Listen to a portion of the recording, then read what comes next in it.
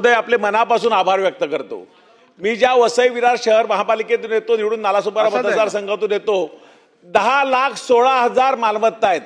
त्यापैकी 4,99,000 मालमत्ता या अनधिकृत आहेत। 800 म्हणजे 4 लाख म्हणजे 49% मालमत्ता अनधिकृत आहेत असं महापालिकेने लेखी दिलं आहे। त्याचबरोबर 872 जे प्लॅनिंग मध्ये जे आरक्षित भूखंड आहेत त्यापैकी 329 आरक्षित भूखंडावरती अनधिकृत बांधकाम झालेलं आहे आणि जे फक्त 56 भूखंड महापालिकेच्या ताब्यात आहेत त्यापैकीही 24 भूखंडावरती अनधिकृत बांधकाम झालेलं आहे।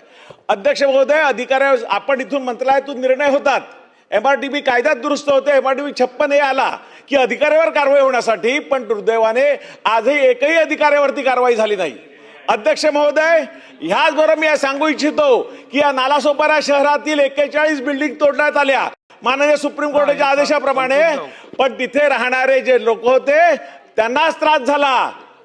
जो जागा मालक होता त्यांनी पैसे घेतले, बिल्डरनी पैसे घेतले, अधिकाऱ्यांनी पैसे घेतले, अधिकाऱ्याचं उखड पांढरं झालं। पण दुर्दैवाने ह्या अधिकाऱ्यावरती कारवाई होत नसल्यामुळे ह्या 41 बिल्डिंगचे 2,500 लोक आज रस्त्यावर आले आहेत। असे नजीकच्या काळामध्ये अनेक लोक रस्त्यावर येण्याची शक्यता करतात अध्यक्ष महोदय।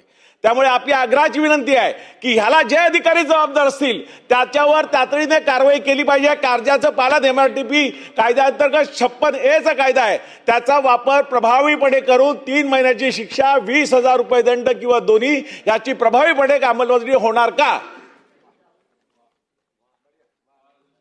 हो अध्यक्ष महोदय, त्याप्रमाणे कठोर कारवाईचे आदेश दिले जातील।